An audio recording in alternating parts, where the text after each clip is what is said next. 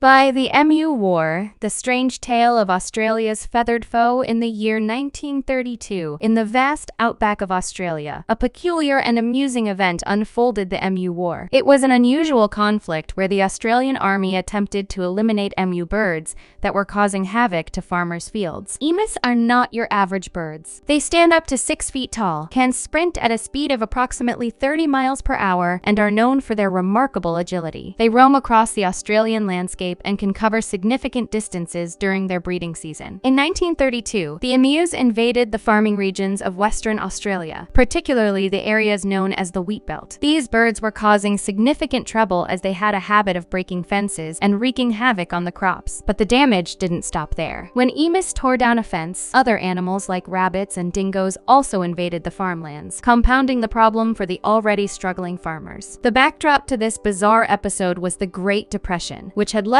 the farmers in dire straits. Wheat prices were plummeting, and the government's promised subsidies were yet to materialize. The farmers, many of whom were World War I veterans, were unable to find a solution to this problem. Frustration and desperation led them to consider an unconventional solution to their emu problem. They found an unlikely ally in the form of the Minister of Defense, Sir George Pearce. He agreed to provide machine guns to tackle the emu threat and dispatched an army contingent to the outback. The operation was small in scale. It consisted of only 2 soldiers, Sergeant S. McMurray and Gunner J. O'Halloran, armed with 2 Lewis light machine guns and 10,000 rounds of ammunition. They were tasked with a unique mission: to exterminate emus, with nearly half of the ammunition earmarked for this purpose. The plan was to drive the emus towards the guns, where they would become easy targets. However, things didn't go as expected. As soon as the shooting began, the emus scattered in all directions, forming small and agile groups. The soldiers struggled to get a clear shot as emus sprinted at high speeds, making them difficult targets. The soldiers fired incessantly, but their shots often missed the fast-moving birds. This resulted in many wasted bullets, as each emu required several rounds to be taken down. Every attempt at an attack ended in embarrassment, even when a massive operation targeted at least 1,000 emus. On one occasion, the machine gun malfunctioned after firing for just a few seconds. The soldiers regrouped and were redeployed for another attempt, which was requested by the frustrated farmers. But they faced similar difficulties, and the emus were unrelenting. The so-called Great Emu War had become a source of mockery, not only in Australia, but around the world.